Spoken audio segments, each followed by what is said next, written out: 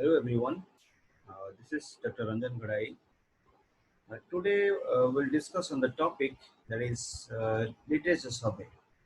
It is really one of the most vital topic for any kind of researchers, whether he is a uh, new researchers or he is experienced researchers. For everyone, literature survey is very vital because uh, until and unless you not do the literature review, you not follow other people's work, you cannot set your objective, you cannot proceed further.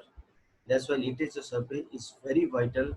It is considered to be the pillar for all the researchers. If you see the people, yeah, the researchers who does not do the literature survey properly, he will have to face some kind of problem because uh, the work which you are doing, if you will not uh, go through the proper literature survey, what will happen? You may it may you know it may observe that same kind of work uh, different people will have already done. That is the thing. That's why this literature survey is very vital. So, first going into the introduction, generally it is said it is a statement given by a lot of researchers that research that if you someone said that I want to do the research by myself only, I do not want to collaborate my research with other people. That is fine, but you cannot do the research in isolation. That's why a statement is generally it is a famous statement. Research may be done alone, but it is never done in isolation. The production of new knowledge is fundamentally dependent on past knowledge. That is very true. Because if you are doing the research by yourself only, that is fine. If you are not collaborating with anyone else, that you can do easily. But you cannot do the research isolation. Isolation means if if someone is just doing the research without consulting other people's work related to that topic, in that case, he cannot do the research.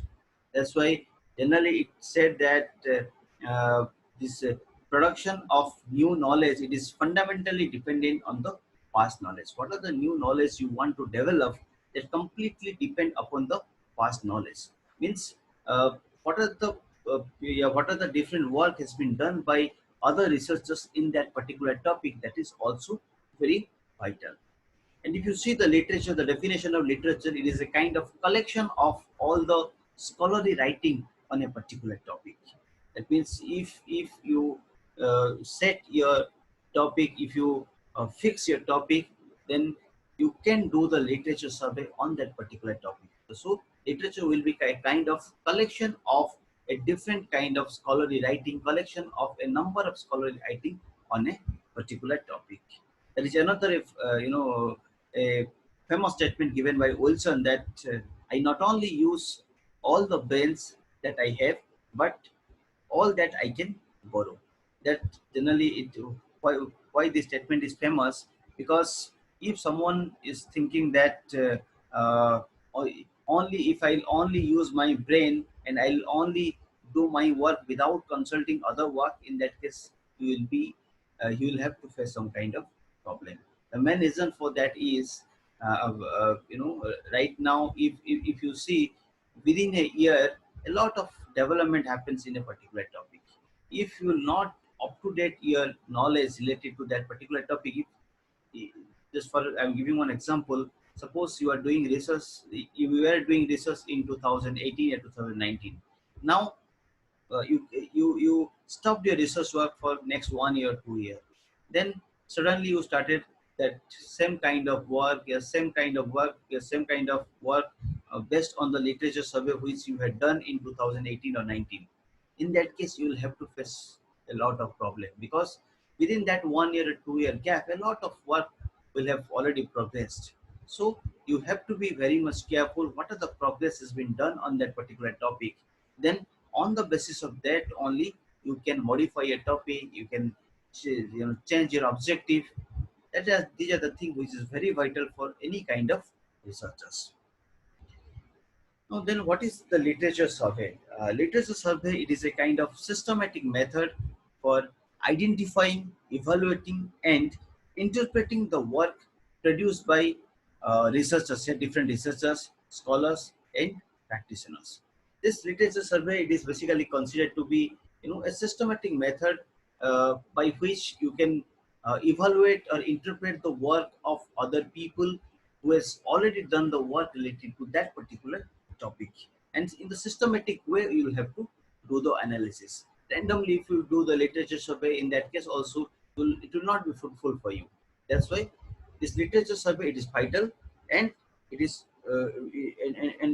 you have to be very sure that you are doing the literature survey in a systematic manner. Means the either in a chronological order, either on a particular technology. You have to you have to consider certain procedure to do the literature survey, by which it will be helpful for you.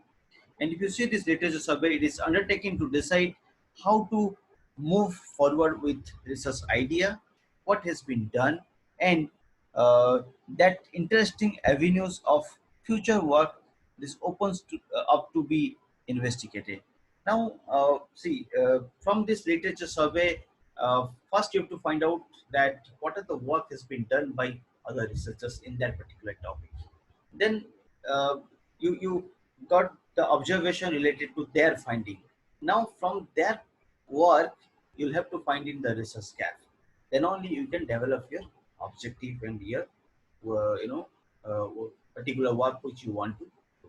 That's why whenever you do the research on a particular topic, uh, along with their finding, you have to find out the research gap on that particular topic.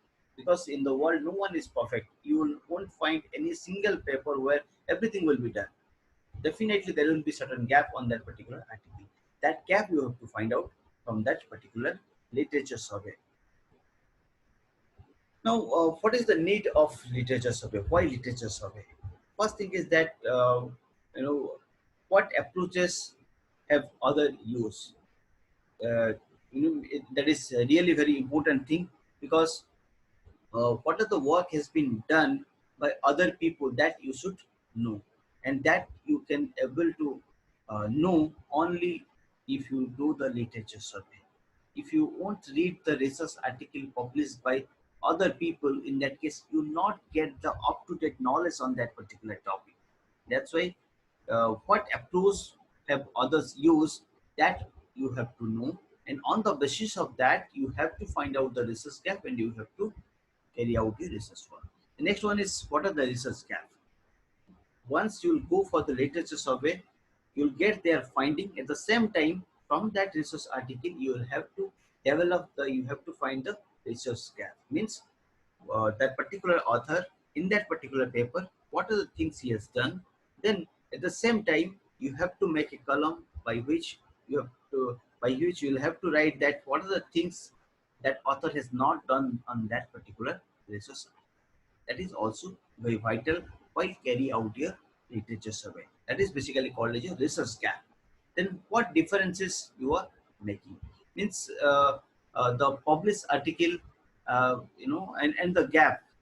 On the basis of that, what differences you are making, that also you have to find out. Suppose I'm giving one example, that some article you are following, and on that article one particular method has been used to find out the result.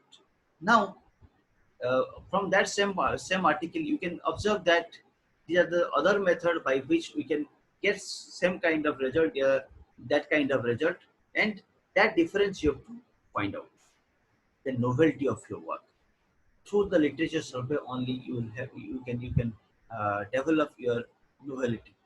And novelty is very vital. Novelty is very vital for any kind of researchers, because if you see about the research degree is something that something new you will have to do in the research work. If you compare with a research degree with a bachelor degree, in that case what will happen, that bachelor degree everyone writes same kind of answer, everyone give same kind of answer to a particular topic. And if someone will evaluate the undergraduate copies, undergraduates writing, in that case that particular examiner, he will be thinking a similar kind of answer from all the your students. But in research, whenever someone is doing some kind of research, when someone is writing a thesis, in that case, it is basically something different. Means if you compare the work of one person with other, in that case, definitely the two works should not be similar. If it will be similar, then it will not be considered to be a research work. That's why novelty is very important for any kind of research work. Then placing your current context. Basically, while you will carry out your this literature survey, in that case, you should know what are the current work has been done on that particular topic. That's why the previous slide, when I gave the example that if you are doing a research 2 years back and same kind of research, if you start after that 2 year, then you will be in a problem. Because within that particular 10 year, what will happen? A lot of people will have progress some kind of work in that particular topic. So before starting any kind of work related to any topic, related to any background, you can consider, you have to do the literature survey to find out the current context. Means what are the current work has been done, which is going on in throughout the world related to that particular topic. Then due to the literature survey, you can avoid the duplication. Why? Because uh, if you are doing the proper literature survey, you will find out that these are the work already has been done by other people. These are the methods which has been already developed by other people, other scientists. Now, if you will do same kind of work, then it will be considered to be a duplication. But if someone is doing a literature survey, a proper literature survey, in that case, he can avoid that duplication because whenever you will find out the gap means something which has not been done by the researchers. And on the basis of the gap, he can develop his objective by which he can avoid the duplication. Then the clarification of controversial result. See, whenever you are doing the literature survey, in that case, what will happen? Suppose you got a result, but you are not getting the reason of that particular result. And if you do such a rigorous literature survey and literature review, in that case, what will happen? You may get the reason. You may get the particular cause of your result, because whenever you are writing something in the articles, you have to give the particular reason of your result. Just writing a result will not be sufficient. Just along with the result, you have to give certain reason, a certain explanation that why you are getting that kind of result. At the end, that is the state of art which extend and the built on work of others. It is a kind of state of work we can consider. It extend due to the literature survey. It extend and build on the work of others. That your objective and everything that will be built and that will be developed on the basis of other people's, other researchers, other scientists work on that particular topic. So these are the different points which signifies here, which state that literature survey is very vital for any kind of researchers. Now this literature survey in the context of research-based degree. If you see this research degree, it should be, if you see the research degree, then the first thing is that the research, for getting a research degree, the research, the work should be a original kind of research. Just previous slide, I discussed that if you compare with a bachelor degree with a research degree like the master and PhD degree, your work should be different as compared to the other people work. That's why generally people say that thesis or dissertation that considered to be a special thing, that considered to be a unique kind of thing. Because if you find any kind of plagiarism issue, if you find any kind of copyright issue uh, in your thesis as compared to other people's work, in that case, it will not be considered to be a perfect thesis. It will not considered to be a research work. Then also, this unintentional duplication is also not not acceptable. That's why people generally tell that duplication in any form, intentionally, unintentionally, it is really unacceptable. You should not do any kind of duplication for your research work. That's why proper literature survey is very vital for carry out a good research work. Then also to gain knowledge of background work. That is also very vital, because whenever you choose any topic that that may be related to your area of interest, but whenever someone choose the area of interest, that generally that become very broad. And if you do the proper literature survey, then you will get the basic concept related to that particular area. Then only you can proceed in a positive direction related to that particular topic. That's why uh, when someone is doing a proper literature survey, he will have a sufficient knowledge, a background knowledge related to its topic. Then also it helps to establish the context of their work. When someone is doing a literature survey, during their research degree, it will establish a context to their particular work. And also it will help that if someone is for doing a good researcher survey in that case, and he is writing articles, that will also help the other people to uh, carry out their research work. That's why proper literature survey is also very important, because see, whenever you will compare your work with other people work, in that case, what are the things which has already been done by other researchers, then what are the things which you are doing, that thing you will have to mention on your article, and that will also help to other researchers when they will carry out their research work. That's why in that case also this research survey and is very vital for the research based degree. Then at the end, that is very vital, that is your to find out the research gap, because if someone is doing the literature survey only by only just by writing the finding of that particular author, that will not be sufficient, because you have to develop your objective not on the basis of the other's finding. That will be based on the research gap. Because if someone has already got that finding, someone has already got that result, then if you consider that one, then that will be not considered to be a result. From that particular article, you will have to find out a research gap, means what are the things which has not been done on that article. That's why to find the research gap, that is also the literature survey that also help to find the research gap. Now, this source of literature survey. What are the different source by which you can do the literature survey? And these are the authentic one, because if you see in the internet, a lot of things are there which does not have any significance, which does not have any validity. So you have to focus such things which have some kind of proof, some kind of importance. That's why I have pointed out some of the points which you'll have to follow while this, carry out your literature survey. First thing is your textbook. Generally, what happens, to get the basic concept related to a particular topic, people used to follow the textbook. That is also good, but only following the textbook, that is not sufficient, because textbook you will not get the up-to-date knowledge.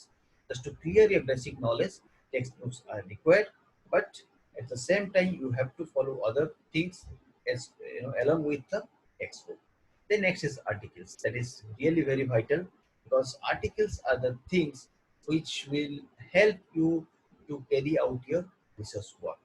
Because uh, in, in that article you will get up to date knowledge. In the internet, a lot of sources, a lot of websites are there by which you can download the different articles related to your area, and you can follow that article for carry out your research work. Then next is thesis and dissertation. If you see someone about this thesis and dissertation, these two are different. In India, generally we consider the thesis as your PhD work. That's considered to be a thesis. But uh, if you see the in the United States, generally people they call the master degree work as a thesis, and dissertation is considered to be a PhD work. But in Europe, it is just opposite of that. Maximum country in Europe, they used to consider dissertation as the master work, master students' work, and thesis is considered to be a PhD PhD students and research scholars work. That's why this thesis and dissertation, generally you'll find in the website of the university. A lot of university, what they do, they put the thesis in the website of their particular university. You can follow that, and you can also consider that particular thesis and dissertation while carry out your research work. Then also this is government publication. Government publication means those who are doing the statistical analysis. For them, the result which has been published by the government agencies, that is also very vital. I'm giving you some example. If government is finding the ranking of different university in India, generally it happens in each year, the NIRF ranking. In that case, they consider some kind of point like the research publication, the placement, the number of students, number of faculty member, all this point they consider, and they uh, you know your published in a particular website by giving the proof of the documents. In that case, if someone wants to do some kind of statistical analysis by considering that statistical asset, then your statistical data, that is considered to be a government publication. So anyone related to anyone who are doing the statistical kind of research, they can also consider this kind of data to carry out their research work. Generally, what happens, if you see in each year that ranking of different airports throughout the world, it comes generally, that a lot of government, if you see the government organization, they used to give that kind of ranking. Also some private organization, they also give some kind of ranking. If you are considering their data, in that case you are taking directly, they're directly taking their help to just carry out your research work. That is basically called as a government publication. The legal and professional publication. Some things are there which has been published by other agencies, but that is your legal one. Like I'm giving one example related to your QS ranking, your Times Higher Institute ranking. In each year, they publish that particular ranking on the basis of certain data. These organizations are not government organization; that the private body. They used to find that particular ranking, but as these are authentic one, you can consider their data and you can go for your analysis by considering that particular data. Then next is your conference paper. Generally, people they go for the conference to just just to update their knowledge related to that particular area, because a lot of researchers related to that particular area, they generally come to attend the conference, they present their work, and from that you can up to date your knowledge, and that generally considered to be a source of literature. Then at the end, there is your this monograms and this statistics. Monograms is basically, you can consider it's a special type of book which is written on a single specialized topic, is devoted mainly for research work. And that monogram you can consider for carry out your research work, uh, as a source of literature. Then the statistics. Statistics means the statistical data you can consider as a source of literature. Those who are doing the analysis in by considering different statistical techniques. These are the different source of literature you can consider while carry out your literature survey. Now, it is basically the next is your types of literature. What are the different type of literatures people they used to follow while doing the literature survey? If you see the broad classification, it is of three different types. One is primary literature, other one is your secondary literature, and the third one is your tertiary literature. What is the primary literature? Primary literature is basically the the kind of research. If you're considering the research articles, if you're considering the thesis, dissertation, any kind of technical report, that is basically called as your primary literature, and it is one of the most authentic source of literature. This primary literatures, and they generally this primary literature, they produce immediate result of research activities. Generally, what happens whenever we used to do some kind of research work. After completion of the research work and the result which we get, we try to publish that particular work through a research article. That is basically considered to be a primary literature. Then what is the secondary literature?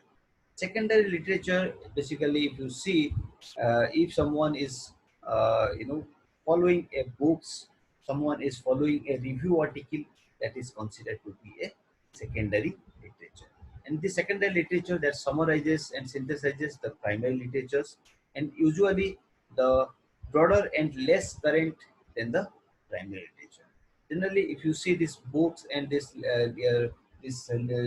research articles, what happens? They These two things are completely based on the primary researches.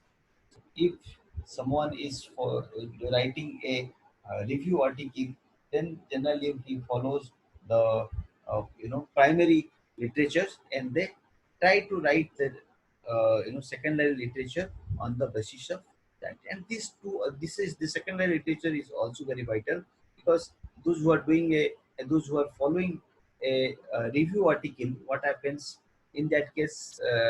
It will be very easy for that particular researchers to follow uh, that secondary literature without following that number of primary literature, because this review article, it will be comprised of 50 100 number of articles.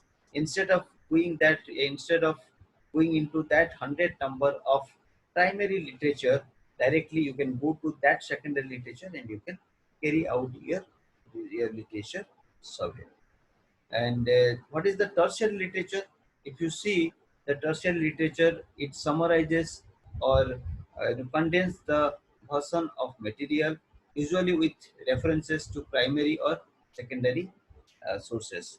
If you see, these are considered to be the most yeah, yeah, not most, the less reliable sources you can consider.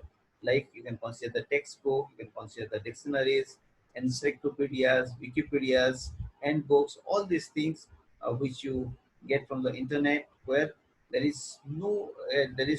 cannot say that there is no authenticity, very uh, uh, less authenticities are there for the tertiary literature.